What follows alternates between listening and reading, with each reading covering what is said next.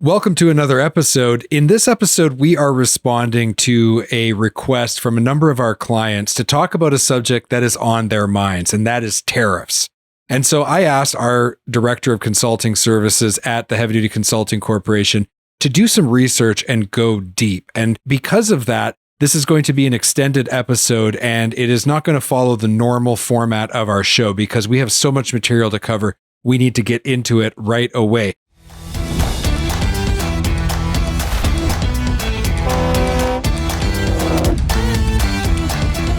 So I'd like to introduce a returning guest to the podcast, one who hasn't been on for a while because he's been busy working at our consulting business. So Scott Boltz is our director of consulting services.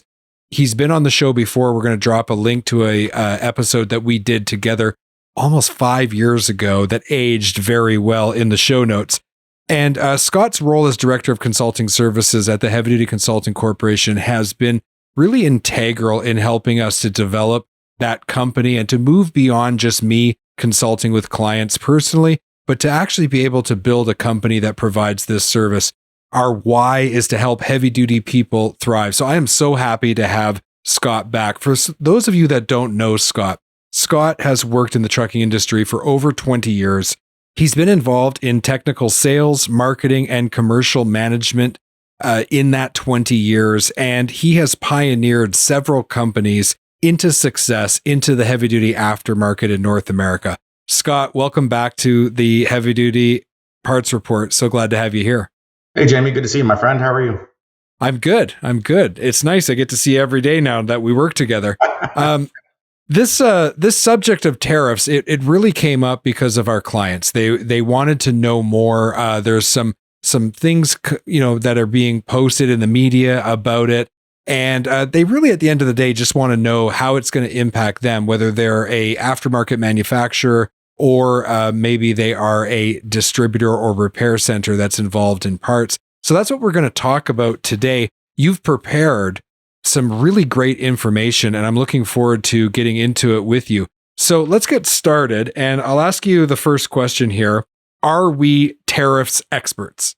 No, Jamie, we are not. But this has been a bit of an endeavor to kind of delve deep into something that really affects anyone in the United States who's importing truck parts, whether they're finished goods or whether they're works in progress or whether they're raw materials. And all those categories are quite different.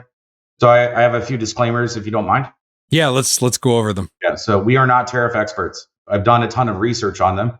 The real experts are the people that are working for the executive branch of the government, and the lobbyists that lobby them, and the congressmen and everyone else, as well as both foreign and domestic lobbyists in that regard. So I always like to open with a bit of a joke when I don't know everything. A man who carries a cat by the tail learns something that he can learn in no other way. And that's what we're going to do today. So we're going to grab the cat by the tail and we're going to lift it up and see what happens. So I mentioned in the intro that our clients were very interested in the subject of tariffs. So can you talk about the genesis of this topic? Yeah, so one of our really good clients, which is a gentleman named Zeb Todd at the service company, brought this to our attention in one of our strategic meetings. And he had some concerns about whether he's sourcing drums from what company, and are those drums coming from China? Are they coming from Turkey or domestically? And he asked us basically to do some research on that topic to get a better understanding of it. And so, Zeb, this is for you. Right. And then we asked a few of our other clients, and they all expressed a similar interest. So when you look at these kinds of media stories, what are you seeing? And then we'll talk a little bit about what you're not seeing. Well, I'm always skeptical of these type of articles that talk about what might be, what could be, what they think is coming, when there is nothing that is indicating that change. So if you read this article in its entirety from Truck Parts Service, they talk a lot about anti-dumping laws and other things like that. But right now, there's been no definitive move, and we have some data to show you later on about where we are at in that movement. Okay, so if that's the case, what are we really going to talk about then? So we're going to get into basically a storyline of tariffs. What are they? How do they affect us in the parts industry in North America? How does it benefit the government? How does it benefit other entities other than the people that are actually making the final transactions, as well as how does it hurt the end user and everybody along the supply chain. So the first thing that I want to cover, ad valorem is basically Latin for, at value. And so we're taxing something at its value as it comes into the country. So to give you a sense of scale, in 2016, the US imports were about $2.2 trillion. And we're going to get into what made up that volume at that time. It's not just what we think. We talked about finished product, we talked about works in progress, and we talked about raw materials, but there's also a financial component to it. So from that interesting point, President Trump began elevating the tariff restrictions on imports from China as well as other countries. At the same time that he was negotiating the free trade agreements amongst North America. And so the interesting point in that is that in 2023, the US imported about $3.9 trillion worth of product. So the imports after the tariffs went up. That's interesting. Yeah, because the general, I guess, consensus would be that the trade war and tariffs is designed to reduce what is imported in support of, let's say, U.S. manufacturing. Exactly. And what government officials will tell you the reason for tariffs is, there's three different components of it: to protect the United States suppliers and to do several other things, raise revenue being one of them. But that's not the net effect. That's not the reality on the ground. So we're being gaslit in some ways by that definition of tariffs. Okay, so that's interesting to me because this is not necessarily what it seems. So you just mentioned what it could be or how we should be looking at it. Can you go into more detail? We talked about what they say it is. What actually is it? Correct. So this is a screen grab from ChatGPT to basically say what's the basic definition of a tariff. And you'll see that it's to protect domestic industries, it's to generate revenue for the government, and it's to regulate trade. And then there's two primary types. There's an ad valorem, which is the at value tax, and then a specific tax, which is fixed based on usually raw materials based on weight or whatever shipping method that those units come into.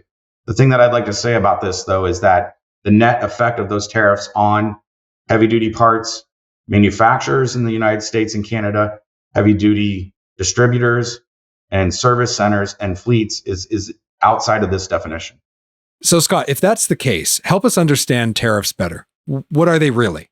So they are a mechanism in which the US government can impose political, financial, and military influence upon other actors within the globe. In this case, for instance, from this Wall Street Journal article, the Biden administration is proposing a total ban, not just a tariff, a total ban on components that belong to connected vehicles, which anything manufactured within the last few years and going forward are considered connected vehicles. And that has actually a big impact on companies like Volvo, for instance. So when we get into the Class 8 market, those connected vehicles are going to be affected by these same pressures. I hope you're enjoying this conversation about tariffs. We're going to take a quick break. And when we get back from the break, we're going to talk about something that surprised Scott when he did this research. So stay tuned. We'll be right back. Are you deferring maintenance because of filter cost or availability? Or worse yet, are you trading down to no-name filters to try to save a few bucks? Either way, you're rolling the dice. The good news, there's a new premium filter option for fleets, Hanks Filtration. If you're responsible for a fleet, you won't believe how much using Hanks filters will save you.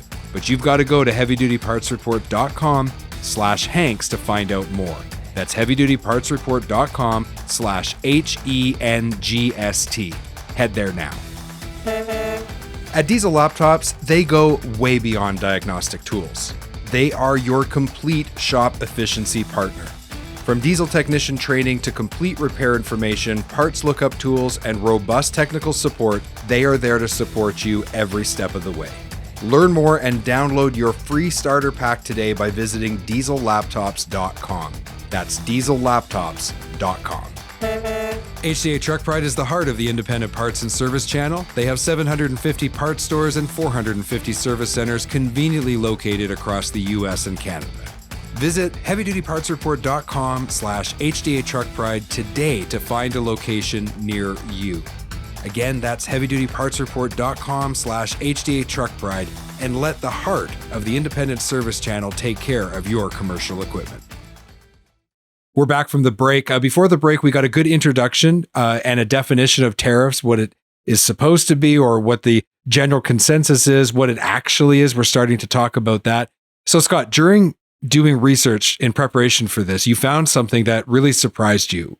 Can you explain that to us? Yeah, going through the regulatory website from the Executive Office of the President that manages tariffs, imports, and exports, one of the big things that keyed off that I didn't even know about was the consideration of imports and exports of what they call foreign direct investment, which means money, right? So when American companies invest in Turkish companies, Israeli companies, Chinese companies, that is considered as an export as well. And when those returns come back, they pay some form of import duty relative to equity investments, to reinvest earnings, and to intracompany loans. So I think what I gleaned from this research was that they're trying to stem the flow of money in and out of the country, just like it is a circuit board or a brake drum. Okay, so there's a lot more to this subject than most of us really understand. Unfortunately, we live in a time right now where there's a lot of war. When you were doing research, you really discovered that war actually has a big impact on tariffs. So we know that in the previous administration, this isn't meant to be a political conversation. It's just historically accurate that the U.S. was much less engaged in war type activities around the globe.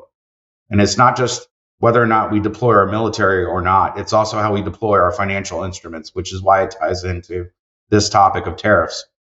So when countries do things that displease the executive branch of the United States, we impose financial means upon them. We'll talk a little bit about Bretton Woods and how the IMF was created during that time. And we use that as a leverage piece to say, hey, listen, we don't like what you're doing. We would prefer you don't do it. And so we're going to try to restrict your inputs into our economy to the best of our ability. And that's another way that wasn't listed in the previous notes about how tariffs are imposed. So this is a long list that you can source from many places, online. But there are conflicts going on around the country in which we have vested interest in who comes out the winner. And it all plays back into what we allow them to engage with within our own internal North American economy. Interesting. So at the end of the day, who actually pays tariffs? Because the consensus or like the message we get is these tariffs are going to negatively impact countries that don't have our best interests at heart. And we're going to bring all this manufacturing back to our shores, and it's going to really benefit us. And so these other countries pay the tariff. That's the message that I get. Is that true? They do suffer some pressure on pricing in order to be able to play in the space. But the idea that by placing taxes upon imports, that you level the game in the North American economy is absolutely false. I've worked for manufacturers in the past that have imported raw materials and have imported works in progress. And the person who imports that product pays the tariff. So their cost goes up. The exporter, again, is affected by a reduction in imports because the cost has gone up, but the person who pays for it is the importer. But how does that trickle down, and where does the benefit ultimately lie? So the importer pays the tariff. They translate those costs into their cost structure, their bill of materials, in order to produce the product, the finished good. That is then transferred to the distributor, who is paying for the cost of goods sold. And if those costs go up, not because of inflation, but because of taxation, they pay the cost of that transition, but they don't pay it by themselves. They transition that cost onto the end user, the service centers and the fleets that are buying the product. So that cost trickles down throughout the entire supply chain. And then my final note is who ultimately wins, because the taxation process is stepped, ultimately the IRS. I guess let's just talk about this for a minute. So if you have this cheap low quality product coming out of, let's say, China or another country, and it's coming into the North American market under what a North American manufacturer could make it for, because of things maybe like not as good quality or the labor laws that country has, and basically having subservient people forced and pressed into labor at low wages. Doesn't it actually, though, level the price of those products and make it so that buying the higher quality US made product is more appealing to the consumer? Is that not still true in this paradigm? This is not binary. This is not like black and white. So yes, there is some truth in what you just said, but the majority of manufacturing, depending on the product category, because that's very specific. Right. So there's many things that we used to make here that we don't make here anymore. And we could turn that on very quickly. But it's just not cost effective at the moment. So there's the bulk, what I perceive to be the bulk of what we're importing are things that we don't make. It's not that there's an American or a Canadian equivalent that we're offsetting. That's a very small portion of the actual total bandwidth of the import. Yeah, and I think that is the problem, is a lot of times with these headlines that we see, it comes across in that very binary or linear way. And the reality is it's just so much more complicated than that. Let me ask you something, because people might not have picked up on it in one of our early slides when we had our disclaimer. If you read the information on that disclaimer, it talks about kind of the approach that we take with the free market. Could you talk about that a little bit in conjunction with what we're talking about here on who pays tariffs? Indeed. Yeah. So there's basically, I mean, it's very vast, but you could break most economists into two camps.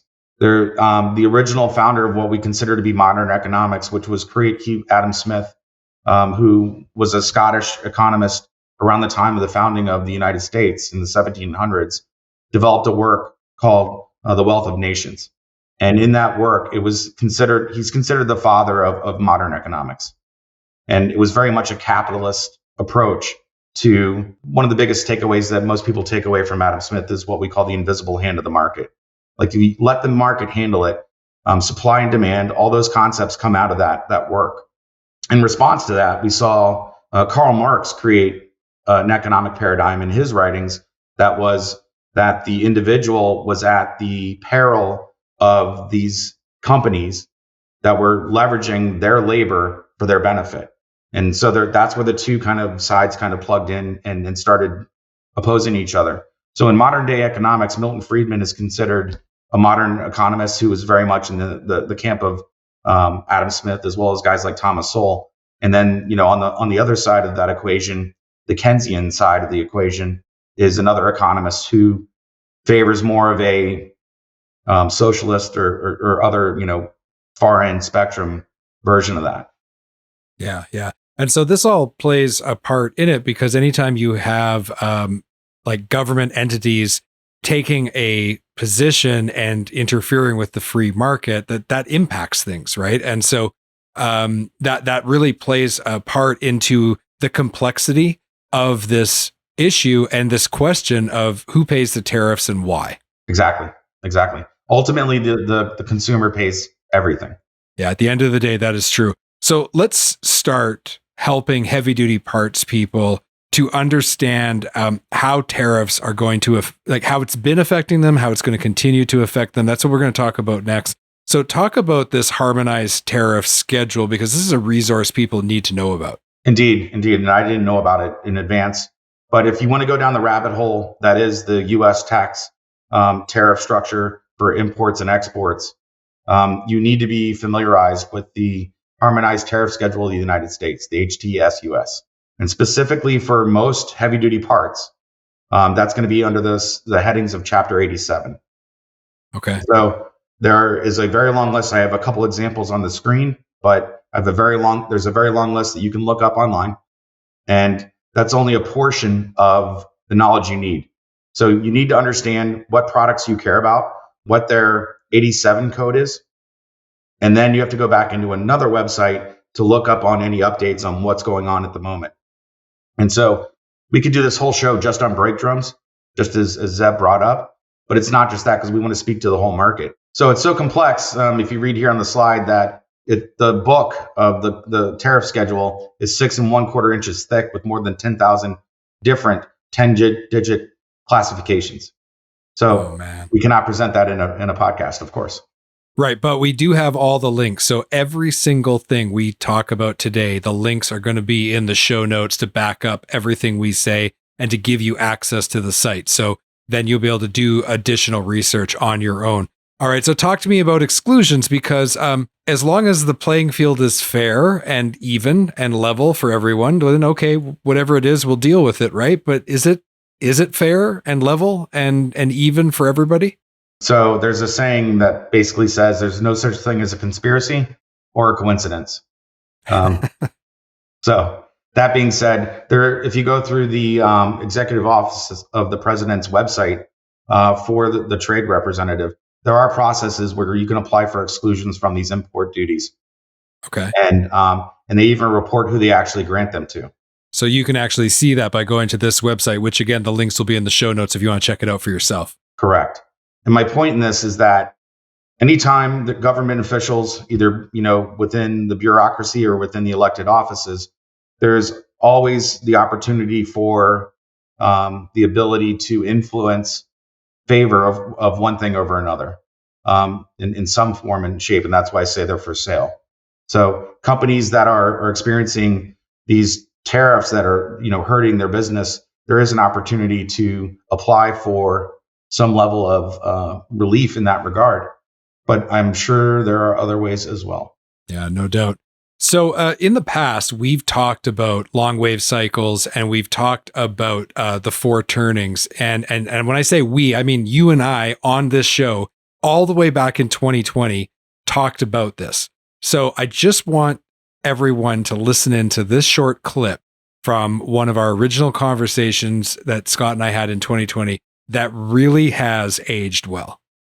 What comes to mind is kind of some common characteristics within each generation. And so if you put what Scott just said in that context, you really are grasping these characteristics and differences between generations and how they impact people. And what the book is saying is that this actually rolls on a cycle. So just to make sure that everybody kind of is on the same page. Yeah, and the idea of the cycle, that is, as soon as one generation of a certain persona ages out, reaches mortality, they create a vacuum that is regenerated. So if we want to understand the buying decisions at the trucking fleets and the buying decisions that govern distribution, we need to look at who's emerging into power. And that's currently Generation X. Now, the boomer generation is hanging on for dear life, right? There's in a lot of ways. But at some point in time, their money will leave the market and their efforts will leave the positions that they hold, and it'll be subsumed by the Generation X. Well, Scott, we just watched a clip from over 5 years ago, and it has been really interesting to see how the things that we talked about back then have really aged well and are playing out in real time now. For those of us who maybe aren't as familiar with the four turnings, generational turnings, things of that nature, could you give us an explanation and then tie it to tariffs? So there's something called the saculum, which is about the length of a human life. Within that saculum, there's four turnings. And if you think about it like a sine wave, as we discussed in our previous times, we see a rise to a peak, we see a fall back to normal, and then we see a fall down to a bottom, and then a rise again. And that takes about the length of a human life, or 20 years per turn. So 80 years ago, if you start in 1929 with the Great Depression, that fourth turning lasted all the way through World War II, which ended in Bretton Woods, which was the new economic paradigm that we created, which we now understand as global economics. Right. So how does that relate to today? Because, I mean, that was 80, 90 years ago. We saw that happen. Tie that into this idea of a saculum and how it's totally not surprising that we're seeing the things we're seeing today. Like, make that connection for me. Sure. So, I mean, we can leap backwards for a second and I'll get to today. But 80 years ago, we were in World War II. 80 years before that, we were in the American Civil War. 80 years before that, we were in the American Revolution. And so it's not just a war cycle. It's an economic cycle. It's a social cycle. It's many different things. So fast forward to today, and we're in this cycle now where the world's at much more war now than it's ever been in the last 80 years. And the same thing holds true, that the economic shift and the society shifts, the politics shift, and everything moves. So we're coming into a period where we're going to define the next 80 years of the future, what that might be. And I don't know what that is. But how that relates currently to what we're dealing right now with tariffs is that we're going to be in a continual state of volatility until this period is over. You mentioned Bretton Woods, and that is something that came into effect just at the conclusion of World War II. Explain how that is really impacting today. The Second World War ended in 1945, in the summer of 1945. A year before that, the United States took the initiative to bring in all of our allied countries that we were allied with and get together and make the new economic paradigm. And what that paradigm was sold as was, we are going to open up the only market that's going to survive this war, because we did not experience, battles on our own, home turf. So we're going to open up our market. We're going to be the only ones that survive economically. We're going to help you rebuild. So we rebuilt Japan, we rebuilt Germany and many of the other war-affected areas. And in trade for that, you're going to give us assistance in trying our best at that time to stop the spread of communism. Okay. And so it was a gambit. It was a bribe. And so our Navy survived. We patrolled the sea lanes and opened up trade for everybody. We said no one amongst our group is going to have any war between each other. That's when the IMF was created, and the World Bank and all these other systems, NATO as well, to ensure that through economics, we would have global stability and a group of allies that would fight against communism. So then as you fast forward and we come to today and we talk about tariffs, what is the connection to today and what do you think we're going to see? So as normal with these four turnings, we don't see the next turning coming. And so in the late 80s, early 90s, we saw the fall of communism as we understood at the time. It was the end of the Cold War. So tariffs become much more into play to protect American steel, American grain, agriculture and other things. And so when we start instituting that level of protectionism, the countries that are affected respond. So they elevate import tariffs from us. And then, so it becomes a game of where are we going to stop with this elevation? And it fluctuates up and down as the global economy does. But now we're in the fourth turning. And so from 2018 to 2020, there was a game between us and China where we raised tariffs and they raised them above us. And then we raised them again and they raised them above us. And so it just becomes this back and forth in which we're elevating the cost of goods. It's not inflation. It's elevation of cost of goods through taxation.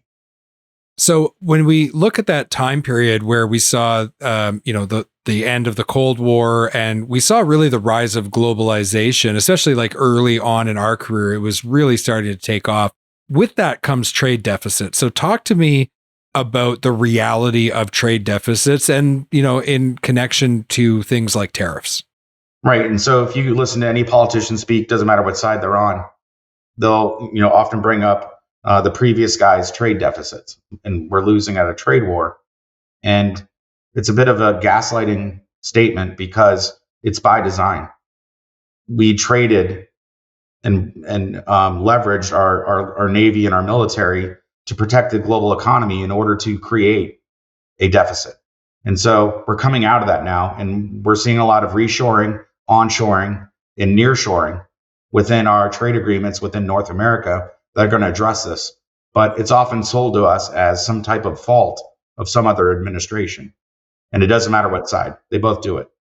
So where is this going to take us then? If you kind of indicated this is coming to an end now, what do you kind of envision that looking like? Well, we can lean on what we know in the near history. Mm-hmm.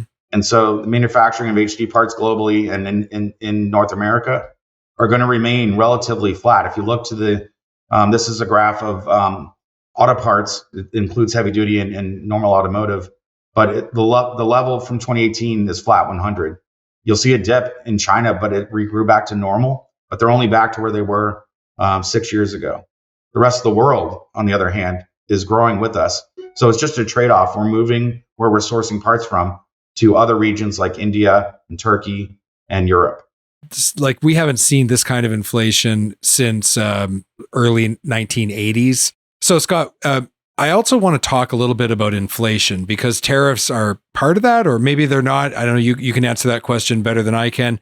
But when it comes to inflation versus taxation, we're seeing inflation right now greater than we've seen it in 40 years, or at least not this high since 40 years ago, which actually went much higher. What's the situation when it comes to tariffs? Like, is this inflation? Is this taxation? What is it? Exactly. And so it's common for people to conceptualize an increase in pricing at the market level and attribute it all to inflation. In my, at least in my understanding of it, it's not the case. Inflation, according to Milton Friedman, is strictly related to monetary policy of the US Fed. So the more money that we print and put into the market through the banking system, we devalue the dollar. And so when there is more dollars chasing less goods, you experience inflation. And the current inflation that we experienced through the COVID time was the infusement of money from governments, Canada included, into their populace, as well as the United States, to stem any negative effect from the shutdown of the economy. And that was the inflation we experienced. So there was too many dollars chasing too few goods. And now your cost of bacon and eggs and gasoline and houses and everything else goes up. That is, in my conception, you need to break away the increase in cost of goods created by taxation. Okay. And so tariff is a tax and it affects the cost of goods, but it is solely at the whim of the executive branch of the government. So I don't want to conflate what is inflation, which is a monetary net effect, and then match that to how the governments of our countries can institute an increase in pricing without inflation. Okay, that makes sense. So what tool did you discover to help heavy-duty parts people understand and keep up with the fast-moving world of tariffs? So you can go to this website, which is the Office of the United States Trade Representative. It's part of the executive branch of the U.S. government. And they have extensive, deep resources on how you can go back to your HTS codes and pull them in to look things up. So you need the codes to work in this site. But all the information about any given tariff is updated relatively recently. Some of them go back to like 2016, but most of it is 23, 24. And there's so much information here. Like I said, if this was printed into a book, it'd be 10 and a half inches. So let me ask you something. Is this something that heavy duty parts people, especially those that are involved in strategic planning for their company, that are involved in purchasing, like, should they be rushing out and looking up every code and spending an enormous amount of time on this? Or is there some information we could share with them about trade wars that might help them to see what's coming? So we have a unique situation in our, at least in the US electoral process, where we have one party who's been in power. We have another party who is in power, and they both are operating with regard to import tariffs in the exact same fashion. Okay, explain that. Explain that more to me. If you look at the graph on the screen, in the pink section, that is under the Trump administration, and you'll see how the trade war begins, and they get to a certain level, and then the presidency changes, Biden comes into office, and there's zero change. So both administrations are operating with an acceptable level within their political and economic policies at this level. So the idea that if Trump comes back in, or if the Harris administration, which is the Biden administration, comes back in, that we should expect any change is nil. So Trump brought it up to that level under his administration. Biden has kept it at that level. Would we expect Trump to raise it again, or why do we say that it'll just stay at this level now? Well, personally speaking, I don't know what Trump's ever going to do. But I would. Who does? Right. But I would say that if he was to raise them anymore, it would have negative effects on the economy, in which he's trying to resurrect. Right. So probability of raising them is small. The probability of lowering them is, I don't know the answer to that, because he does want to maintain pressure on these foreign entities that we're trying to fight for reasons other than what's listed in the standard definition of tariffs. Okay. I believe the Harris administration would do the same thing. Okay. So regardless of who wins the upcoming election, this seems to be a good probability that the situation with tariffs is going to remain relatively consistent with what it's been over the last few years, which kind of negates the inflammatory media coverage that suggested that we might see huge increases in tariffs. Yeah, I don't know if you could take them much higher without crashing certain sectors of the economy. Okay, so if we're going to see more of the same, that means pricing is going to remain high. So, like, what advice do you have for heavy-duty parts people? Like I said, they're involved in strategic business planning. They're involved in purchasing. If we're going to be in an environment where prices remain high, what strategic advice do you have for them? I think the biggest takeaway is that you should eliminate any expectation for some return to a normal. This is the normal for the foreseeable future. And so if we're all purchasing products that are imported at the same price level with varying degrees, then you need to take pricing out of your value proposition. You have to find other ways to add value, whether it be through availability or speed or other things like that, quality. But we have to find ways to differentiate ourselves, our individual companies, in such a way that takes price off the board. Yeah. And when we work with our clients and we talk about their value proposition, we talk about that in terms of 5 to 7 commercial covenants that really make you differentiated in the marketplace. And one of the things I always emphasize is that you have to remove the barriers to entry. Like, those can't be really part of your value proposition, because we all need to know what we're doing and have years of experience. We should all be striving to have quality products at competitive prices relative to where prices are. And we want to be able to, provide a wide range of products with good service levels. This is not your value proposition. This is the barriers to entry into the parts business. So if you're going to move beyond that, what would that look like? How do we help clients do that every day? So we have a tried and true process that we walk through, and we first establish the core values, the value proposition, the reason why they're in business, and that informs a process that we apply to those businesses, where we establish an executive summary of basically in one page what it is that we want to do, and then we spend a really in-depth analysis on how we get there. We do an analysis on the current state and the future state, and then we develop a bridge between the two. And then what that is it's a document that aligns your team, it aligns your customers, it aligns your marketing, it aligns your leadership in such a way that we're all on the same page. We know what we're doing, and all we have to do is execute. So I'll tell you this, if you want a disciplined approach, and if you're willing to put the work in and you want to do this right, this is the process for you. If you want or if you think that getting into the parts business is just a matter of being connected with some suppliers, buying some stuff and selling it out the door, this program's not for you. And I would recommend that you don't even reach out to us. But if you're really sincerely interested in advancing your company and developing this value proposition and positioning your company to be the best parts business it can be and withstand the pressures of things like tariffs, then I would highly encourage you to reach out to us, because we'd like the opportunity to talk to you and work with you. Absolutely. Scott, thank you so much for sharing this. First of all, you did a tremendous amount of research. This deck is available.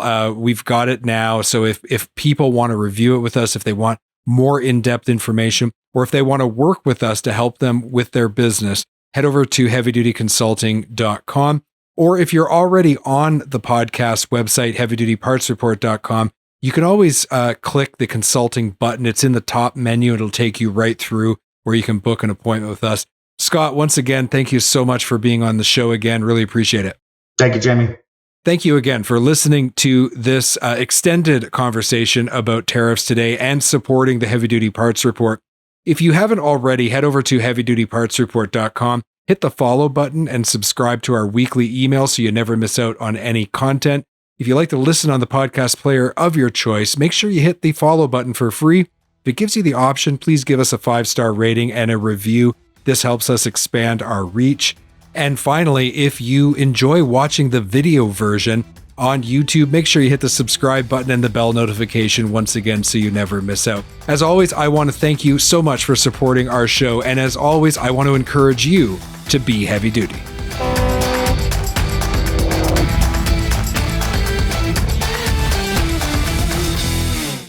Thank you for watching this video. Click here to subscribe to the Heavy Duty Parts Report YouTube channel, and click here to watch another great episode.